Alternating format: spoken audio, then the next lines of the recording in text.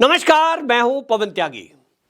Supreme court के जाने माने वकील कपिल सिब्बल, उन्होंने भविष्यवाणी कर दी कि जिस तरह से हेमंत सोरेन को ईडी ने गिरफ्तार किया है, केजरीवाल की भी गिरफ्तारी इसी तरह अब हो जाएगी। उनका दावा है कि जिस तरह से ये केंद्र में मोदी सरकार है, ये इतिहास में पहली बार हुआ है कि किसी सिटिंग सीएम को गिरफ्तार किया गया हो। वो है हेमंत सोरेन। और जब हेमंत सोरेन को गिरफ्तार कर ही लिया तो अब देश के अंदर जितने भी सीएम हैं, अगर कोई घोटाले में फंसते हैं तो उनकी गिरफ्तारी की जा सकती है। अब वो इसी का अंदेशा बताते हुए कह रहे हैं कि जिस तरह से केजरीवाल के खिलाफ केस हैं, निश्चित जानिए कि अब केजरीवाल को भी इसी तरह गिरफ्तार कर लेंगे। अब कपिल सिब्बल हैं, सुप्रीम कोर्ट के जाने माने वकील हैं, लेकिन वो सुप्रीम कोर्ट पे भी सवाल उठा रहे हैं। हेमंत सोरेन की जमानत को लेकर के वो सुप्रीम कोर्ट गए थे और सुप्रीम कोर्ट ने इस मामले में हेमंत सोरेन को झटका दिया और उन्होंने कहा कि देखिए, आप सीधे यहां आ गए, यहां के बजाय पहले हाई कोर्ट जाओ, आपको हाई कोर्ट जाना चाहिए। इस पर कपिल सिब्बल बिफरे हुए हैं। कपिल सिब्बल जो कि सुप्रीम कोर्ट की जो कार्यशैली है उसको अच्छे से जानते हैं, क्योंकि वो सबसे पुराने वकीलों में से एक हैं और सुप्रीम कोर्ट में ही प्रैक्टिस करते हैं। तो वो सुप्रीम कोर्ट में सवाल उठा रहे हैं कि आखिरकार सुप्रीम कोर्ट हमें बताए कि हम किस मामले में सुप्रीम कोर्ट आ सकते हैं, किस मामले में नहीं, क्योंकि किसी मामले में वो सुनवाई कर लेते हैं, किसी मामले में सुनवाई नहीं करते।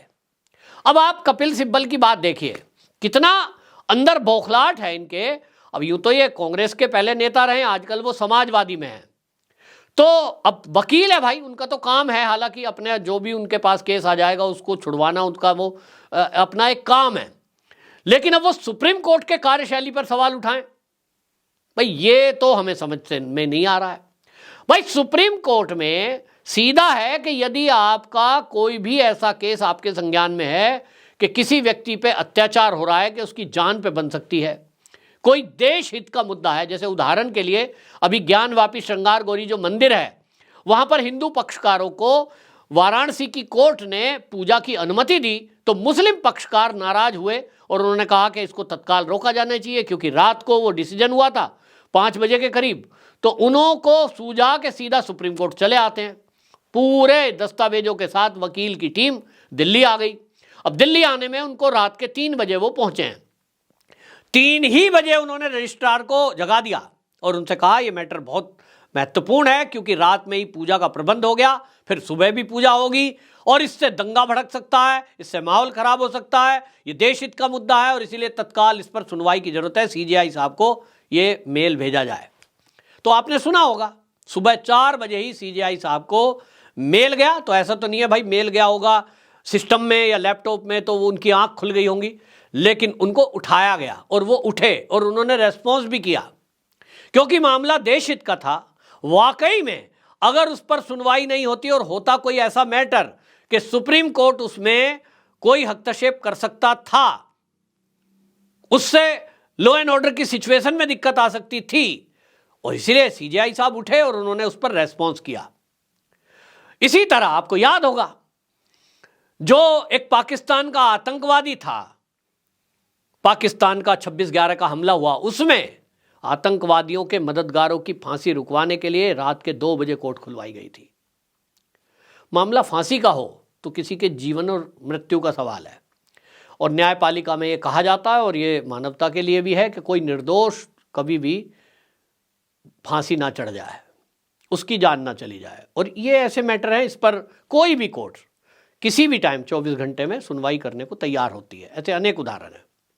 यहां तक ठीक है, लेकिन एक व्यक्ति जिसके ऊपर लगातार भ्रष्टाचार के आरोप लग रहे हैं, जिसको एक के बाद 10 सम्मन दिए जा चुके हैं, इसमें कौन सी इमरजेंसी है भाई?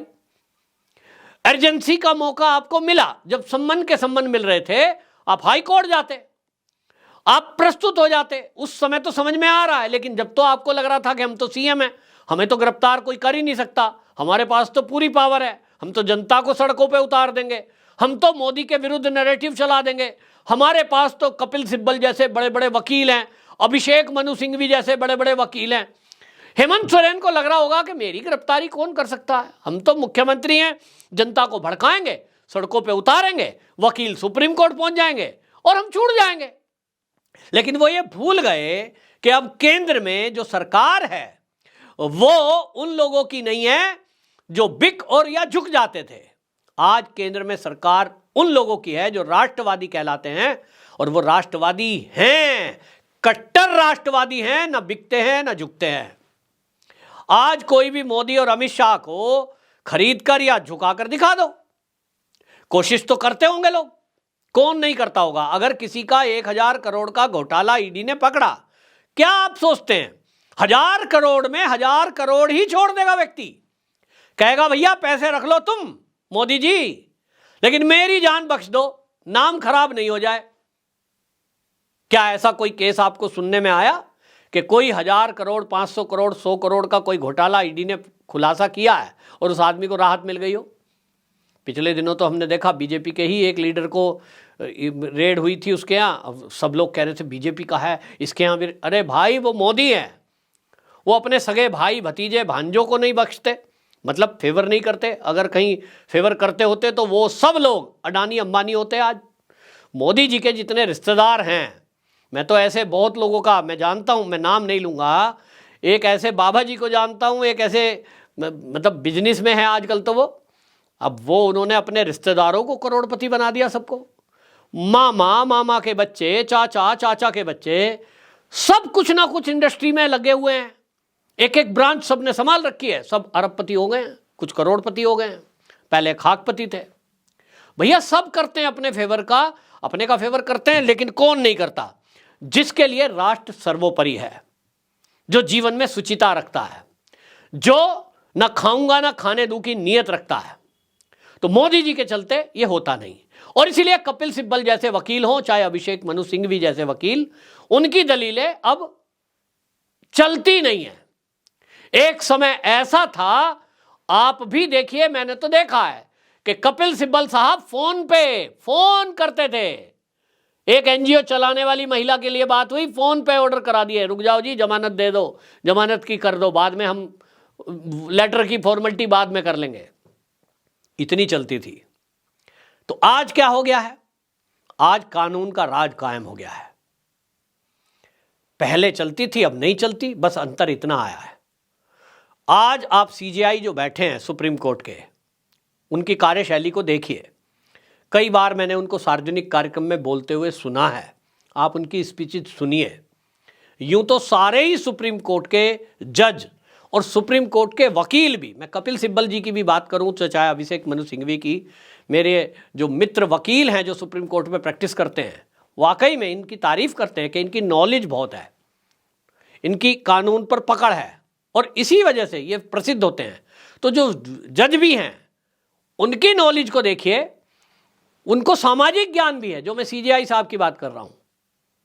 कुछ लोग बात कर रहे थे किस तरह से वो जो सौरभ कृपाल को लेकर मुद्दा उठा, उस मुद्दे पर भी आप देखिए, हो सकता है कोई किसी को ओबलाइज करता है, कोई किसी के दबाव में होता है, कोई किसी के परिचय में होता है, बहुत सारी चीज़ों को जीवन में करना होता है कि चलिए फेवर करेंगे, इन्होंने हमारा किया हम इनका करेंगे। लेकिन आप देखेंगे कि अड़बंदी कहीं नहीं है, सब समझ में आता है कि सरकार की मंशा क्या है और हमें क्या करना चाहिए। तो आज की डेट में बदला बदला देश है, बदला हुआ कानून है, बदले हुए कोर्ट हैं और बदले हुए जज साहब हैं। जहां देश की बात आती है वहां तत्काल फैसले भी होते हैं। कई बार सुप्रीम कोर्ट से ऐसे फैसले हमने होते देखे हैं, हमें लगता होगा ये हमारे फेवर में नहीं हुआ, जज साहब के हिसाब से वो उस समय सही लगा होगा। लेकिन आज जब अपराधियों पर, भ्रष्टाचारियों पर कार्रवाई हो रही है, तो विपक्ष जो है बौखलाया हुआ है, कुछ वकील भी बौखलाए हुए हैं। वो ये भूल जाते हैं कि भैया ये जो सुप्रीम कोर्ट है ये गरीबों के लिए भी है कि नहीं है। आप सीधा कोई उठाए और सुप्रीम कोर्ट पहुंच जाए, गरीब आदमी क्या ये कल्पना कर सकता है? ऐसा कोई सिस्टम हमारे देश में नहीं है। किसी के साथ अन्याय अगर हो रहा है कि वो अगर हाई कोर्ट में भी जाके सुनवाई कर ले। द्रौपदी मुर्मू जी हमारी देश की राष्ट्रपति हैं, इसको चिंता जाहिर उन्होंने की थी। तो देश में ये व्यवस्था सबके लिए हो जाए कि जिसको भी ईडी पकड़े, पुलिस पकड़े, भ्रष्टाचार के काम में या आईटी के कोई एक्ट में पकड़ा जाए तो भैया उसकी भी अगर सुनवाई हो जाए। और अगर आम आदमी की सुनवाई सुप्रीम कोर्ट में सीधे नहीं हो सकती, उसको प्रोसेस फॉलो करना पड़ रहा है, तब फिर खास आदमी को यह सुविधा क्यों? ये आम जनता का सवाल है। जो कपिल सिब्बल जी को समझना चाहिए कि अब माहौल बदल गया है, सोशल मीडिया का जमाना है। अब आम जनता ये सवाल कर रही है कि ये जो पैसे वाले लोग हैं, जो नेता हैं, ये जिनकी पहुंच है, ये पद प्रतिष्ठा वाले लोग हैं, ये डायरेक्ट सुप्रीम कोर्ट में जाते हैं, डायरेक्ट एप्लीकेशन लगती है, तुरंत सुनवाई हो जाती है। इनको ये सुविधा क्यों? और अगर इनको ये सुविधा है तो आम आदमी को ये सुविधा क्यों नहीं? अगर इतनी सी बात ये सुप्रीम कोर्ट में वकालत करने वाले वकीलों को समझ में आ गई, कपिल सिब्बल जी का सवाल का उत्तर इसी में है। आम जनता की राय क्या है, इसी वीडियो के कमेंट में कपिल सिब्बल जी पढ़ लें तो उन्हें पता लग जाएगा कि देश की जनता चाहती क्या है। तो भाई आप अपना कमेंट जरूर बताएं ताकि कपिल सिब्बल जी पढ़ें कि देश की जनता क्या चाहती है। देश की जनता आज की सुप्रीम कोर्ट की व्यवस्था से खुश है कि नहीं? हालांकि मैं भी उतना खुश तो नहीं हूं, लेकिन हां, पहले में कांग्रेस के कार्यकाल में और आज में काफी बदलाव दिखाई दे रहा है। मैं उससे संतुष्ट हूं। कुछ चीज़ों में असहमति हो सकती है, लेकिन वो हमारे फैसले हमारे हित में नहीं होते तो ऐसा होता है। लेकिन अल्टीमेटली भ्रष्टाचारियों पर नकेल कसने के मामले में तो हम देख रहे हैं काफ़ी तेजी से एक्शन हो रहा है, एजेंसियों की तरफ से भी, न्यायपालिका की तरफ से भी। आपकी क्या राय है? कमेंट बॉक्स में जरूर बताएं। वंदे मातरम।